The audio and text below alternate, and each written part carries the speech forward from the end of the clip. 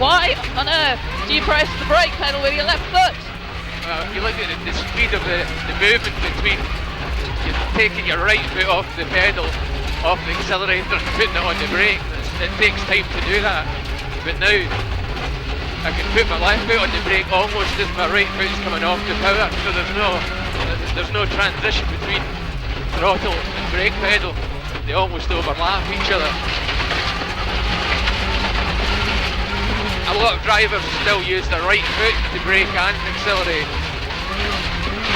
But some of the greatest drivers in the world never left foot brake. Yeah, but that was in the good old days, Penny. Missed the jump. No, some of them even now. I think Carlos sometimes still uses his right foot now and again. But I've always used my left foot right since I started rallying. Is it something you just taught yourself? Yeah, more or less. Just try it and see how it feels. Did you end up getting through the windscreen the first time you tried it? That is the problem. It's to get the feeling in your left foot takes a bit of time. And some drivers can never do it because they've always braked with their right foot.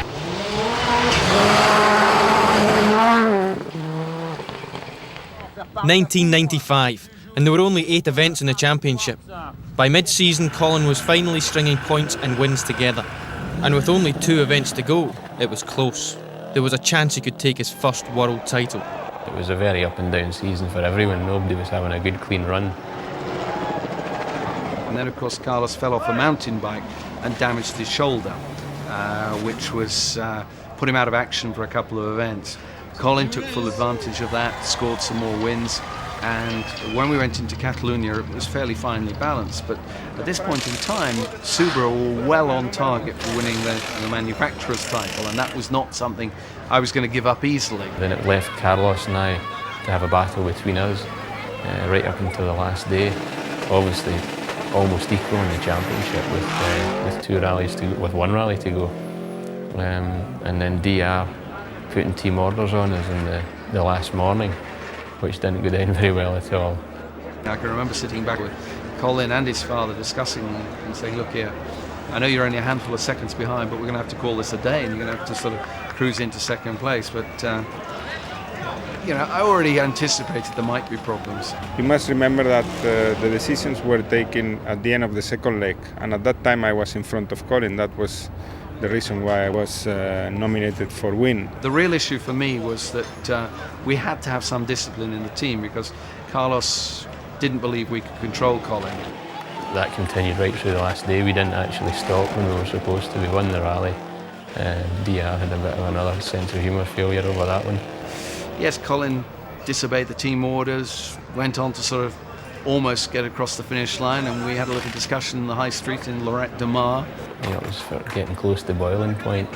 And DR got mad, and he said, no way, you have to listen to me, so there was no other choice. And if we had checked in on time, we would have won the rally, and that was it, the result was final.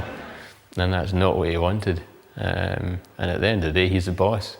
Yeah, it got to a bit of a threat like that. I had to either, if I won that rally, it would be the last rally I won, sort of thing. So sense prevailed in the end, I suppose, or the thought of not having a drive in the future made me do the thing that he wanted me to do, and that was to check in late and lose the rally to Carlos. I think that just gave Colin the extra urge on the RAC to say, right, I'm going to bloody win this World Championship. Right from Catalonia, obviously that was the attitude I had. I should be going into the RAC leading the championship, and I wasn't. And I was sure as hell I was going to do my best to win it, and I didn't ever doubt it in my mind. It was just a very blinkered approach to winning the rally, and it didn't matter what was happening around about me. There may not have been doubts in Colin's mind, but the 1995 RAC wasn't a stroll in the park. With problems solved, there was just a World Championship to win. I was at the end of the last stage, and it was probably the longest stage in the world. It felt like it, but whenever we saw him coming through, and we knew then that he was world champion. Because it all happened so quickly, it just takes a long time to sink in. But it was a great feeling that you can't really describe to anyone. You've got to be there and do it. Yes, spot on. That'll do for me, eh? Having won the title myself back in '81 with Harry, I have to say that seeing Colin win for our team and for himself was, to me, a more important moment than anything that had gone before. I was just so pleased for him.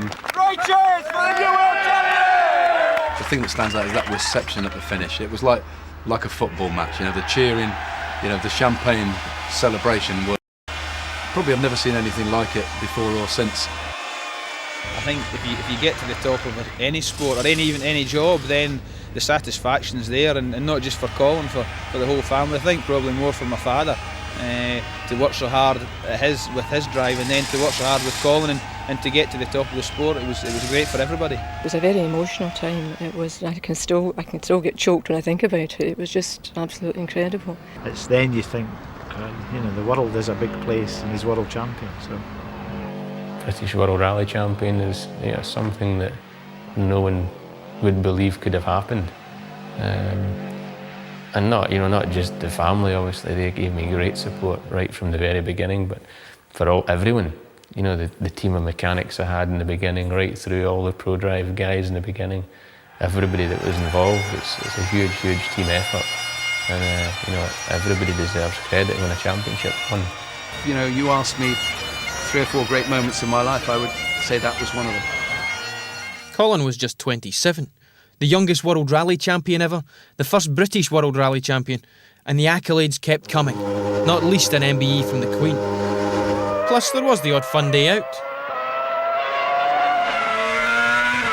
He was just instantly quick, and his chosen career is rallying, but had he taken up motor racing, I'm quite certain he would have been the world champion in Grand Prix racing, just like he has been in rallying. Championship parting was also a natural talent. What you've achieved in the beginning was the world championship, but then you have to have all these other things piled on top of you. It's something quite special.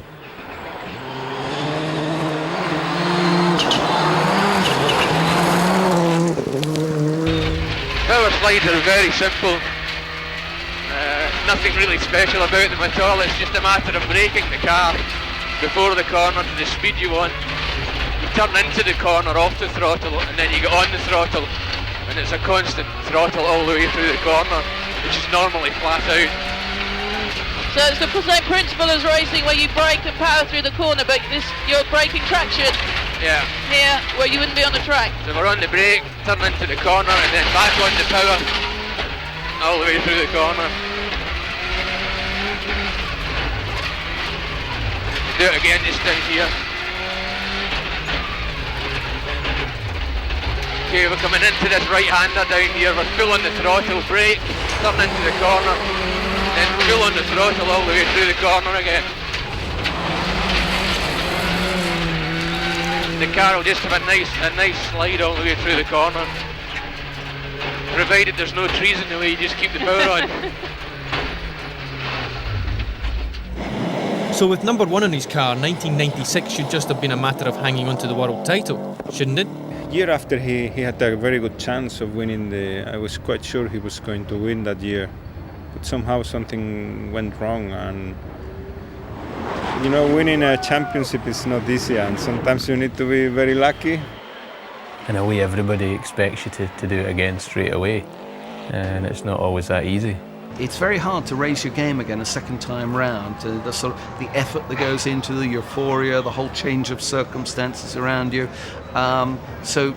Whoever you were, you find that a difficult task. And the next year was a difficult year for us. It wasn't just 96 that proved difficult. One man was to be Colin's nemesis over the next 4 years. Still, even with the experience, it seems to be not so easy like it's been for him. It's been when everything working well, it works well. Everything is so easy, but if it doesn't work, it doesn't work, and it's nearly impossible. And 6 right, and 6 left. McCrash was living up to his name. Something had to change, and on David Richards' suggestion, Derek Ringer was replaced. A new face appeared in the co-driver's seat. Perhaps David saw me as somebody who's come off the back of numerous other professional drivers and spending 4 years with probably one of the most level-headed and experienced guys in the championship, as in Newark Ankinen at that time, and felt that some of that would rub off onto Colin. I went to see him to see if I thought it could work out, and it looked good. So it all went from there, and he started in '97. That year saw another big change to the McRae lifestyle. Changing a co-driver is not a problem, but getting married was a fairly big decision. I met Colin when I was 17, and he was friendly with my cousin, and every time I went out at the weekend he was always there in the background asking me out. So. Cut. I think it was the night we were going down to Ayr. There was myself, Colin, and another guy called Hammy, who's a good pal of ours. And this car of lunatics came driving right up behind me, horns going and the lights flashing, and it was Colin and Robbie and Hammy. And then we stopped for a chat, and then he kind of orchestrated it that he sneaked off into Alison's car for the next bit of the journey. But halfway down the road he decided to knock it in. It was an automatic. Decided to knock it into neutral as I was doing 90 miles an hour down the motorway, which I wasn't too impressed at, but he seemed to get a laugh at it. I mean, he was chasing me, but it made me want him even less. I thought, how dare you jump into my dad's car and treat it like this? So that's where the kind of relationship really started to grow. And grow and grow. Colin is now a father to 2 children, Holly and Johnny. Certainly hard work, that's for sure. It's great. I mean, it's all part of growing up and maturing, if you like. Ready to go? Holly's getting to an age now where she has really good fun. She's learning a lot. She wants to come with me all the time, which is brilliant, because when you're away, sometimes you worry about you coming home and they don't recognise you or they don't want to be with you, but she loves to come in the car, she loves to come in the helicopter and ride in the quad bike, so it's a real special relationship. Wave, wave, wave, wave!